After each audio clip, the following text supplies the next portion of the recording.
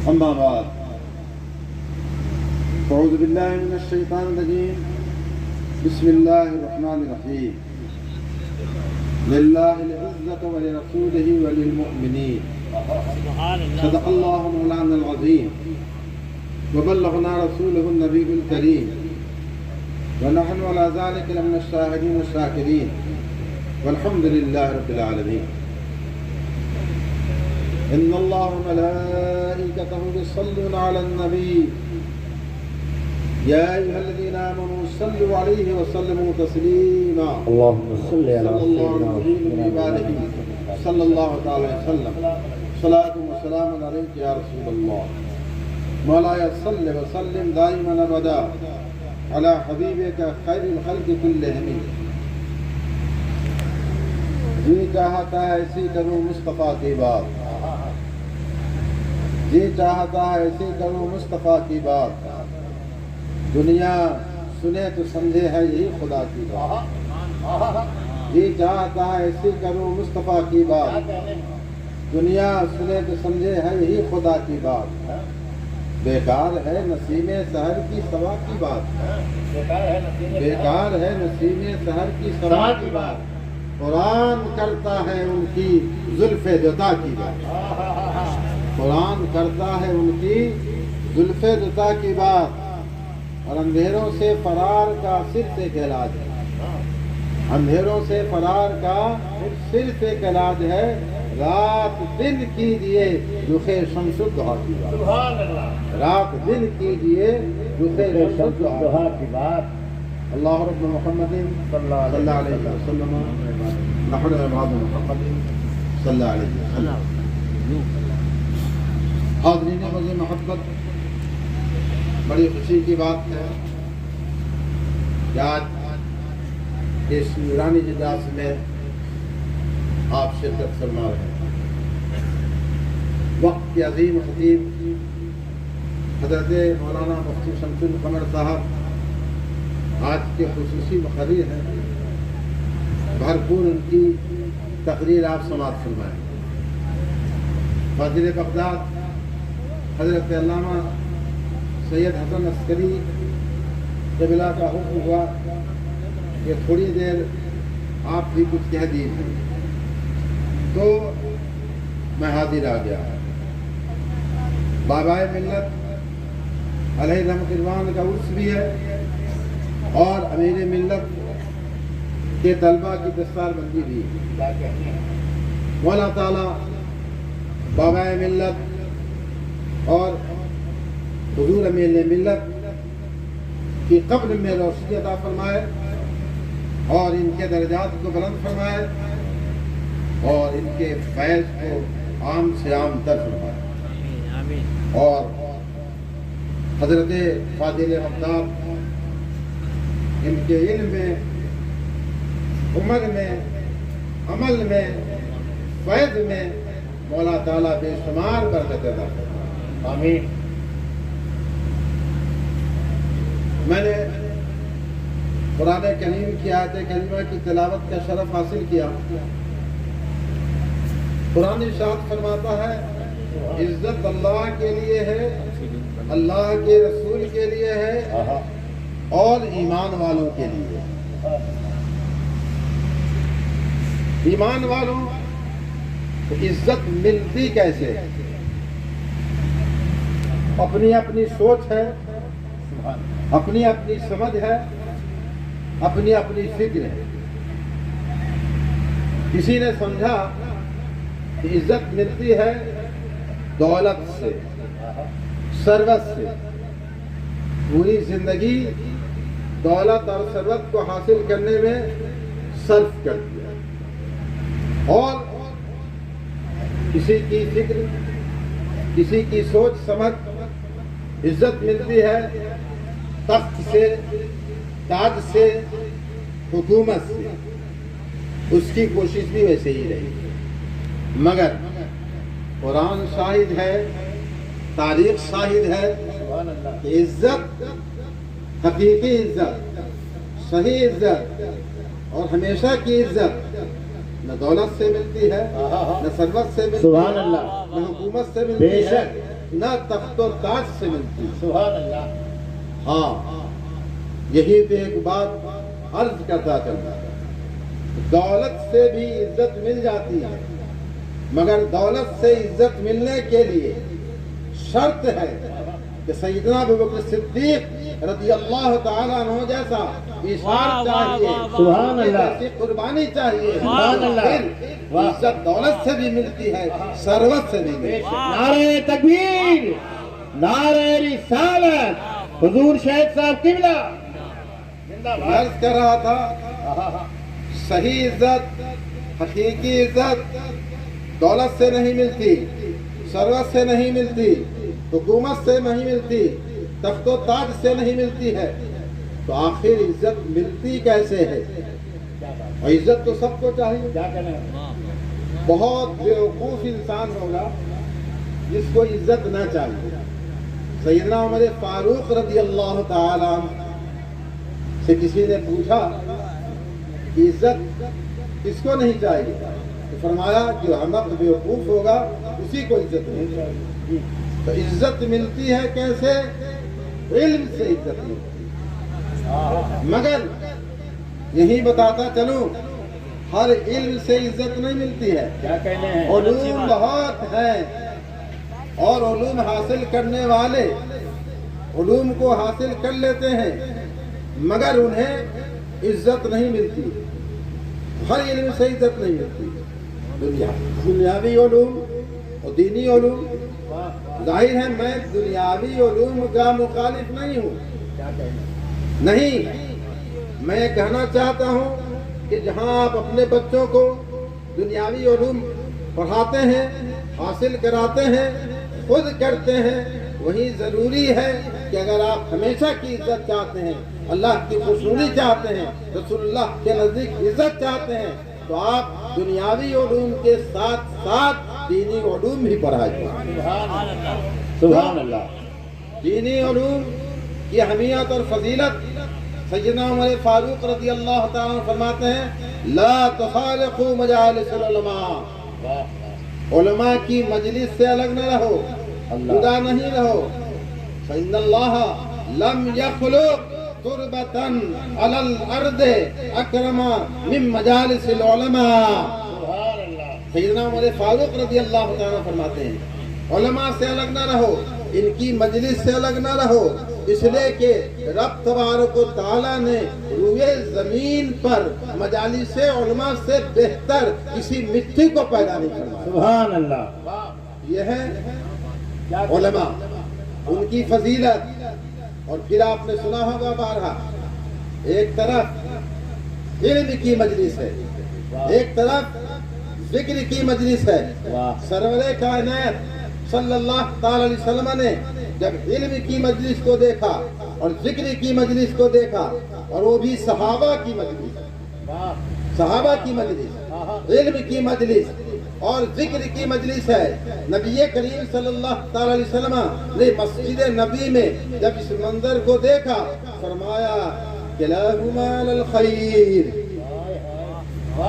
دونوں مجلس بہتر، دونوں مجلس بہتر، اما احدہما افضل من صاحبہ، مگر ان میں سے ایک دوسرے سے بہتر۔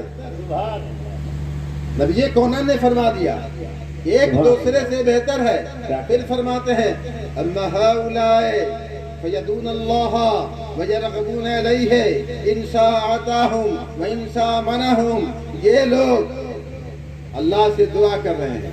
کن کے بارے میں فرمایا؟ جو ذکر کی مجلس میں تھے، فرمایا کہ اللہ سے دعا کر رہے ہیں، اللہ کی طرف رغبت کر رہے ہیں، اللہ چاہے تو ان کو دے اور اگر اللہ چاہے تو نہ دے۔ وَأَمَّا هَؤُلَاءِ فَيَتَعَلَّمُونَ الْفِقْهَ وَالْعِلْمَ وَيَعْلَمُونَ الْجَاهِلَ فَهُمْ أَفْضَلُ، فرماتے ہیں کہ یہ لوگ فقہ سیکھ رہے ہیں، علم دین سیکھ رہے ہیں، جاہلوں کو سکھا رہے ہیں، یہ افضل ہے۔ وَإِنَّمَا بُعِثْتُ مُعَلِّمًا، اور میں معلم بنا کر کے بھیجا گیا ہوں۔ فَجَلَسَ فِيهِمْ، اور نبی کونین صلی اللہ تعالی علیہ وسلم علم کی مجلس میں بیٹھ گئے۔ سبحان اللہ، سبحان اللہ۔ ذکر سے بہتر علم کی مجلس ہے۔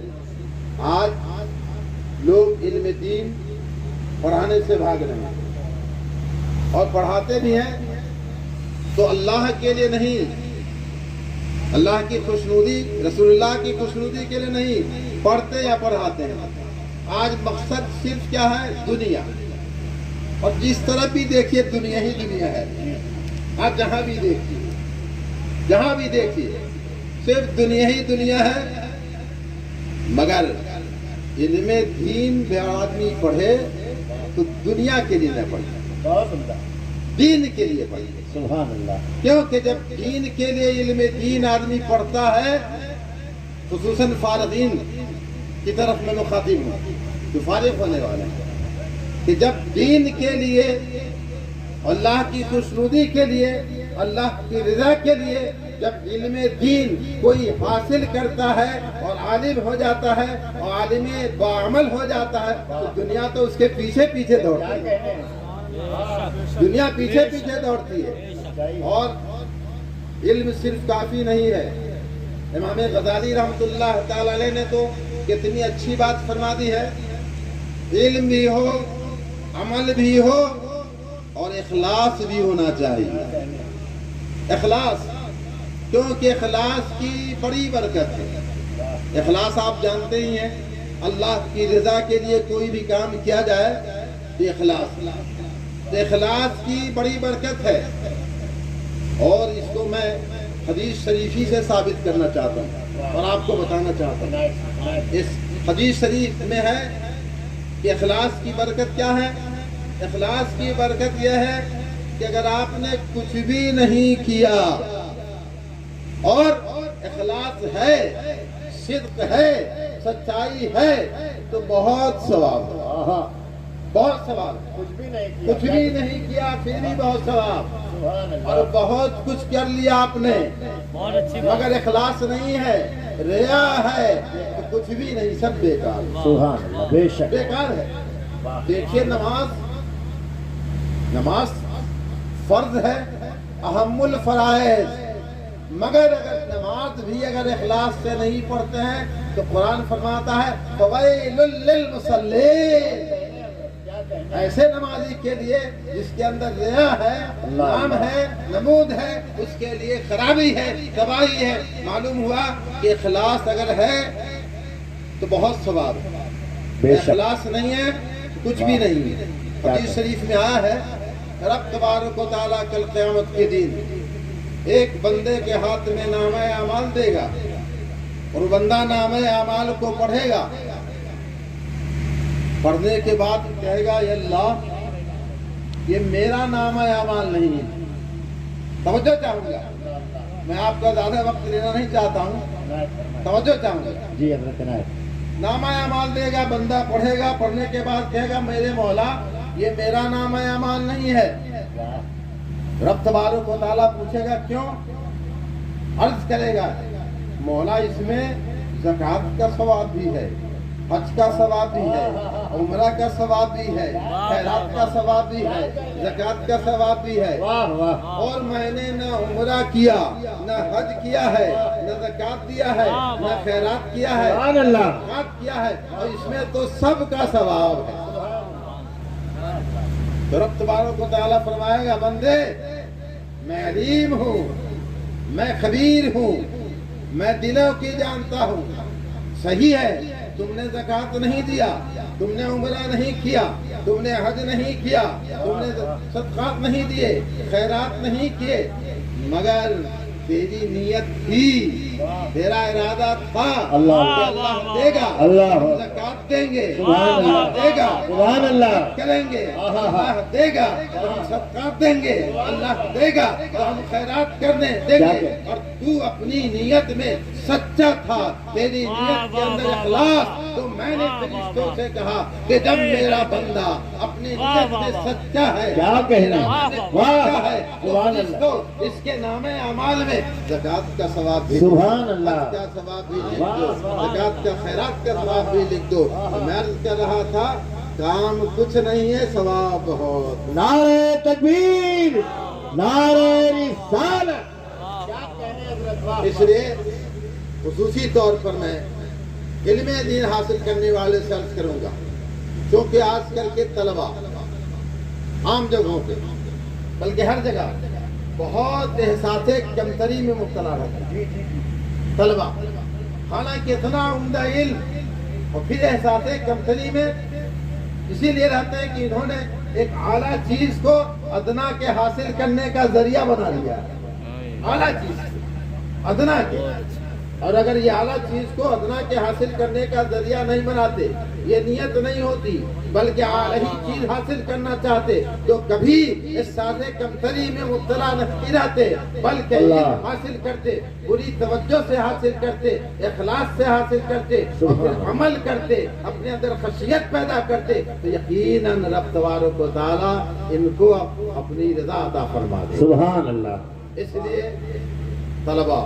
جو علم دین حاصل کرتے ہیں اور پھر علم دین حاصل کر کے فارغ ہو کر کے جا رہے ہیں، میں ان سے گزارش کروں گا کہ آپ عالم بنے ہیں، اب عمل کی دنیا ہے، پہلے بھی تھی، اب بعمل بنیے، اپنے نیت پہ اخلاص پیدا کیجیے اور خشیت پیدا کیجیے، اور اگر آپ چاہتے ہیں کہ ہم لوگوں کے سینوں میں رہیں، نظروں میں نہیں، سینوں میں رہیں، نظروں میں نہیں، تو آپ اپنے اندر سیرت، صورت، رفتار، گفتار، اخلاق کی عمدگی پیدا کیجیے۔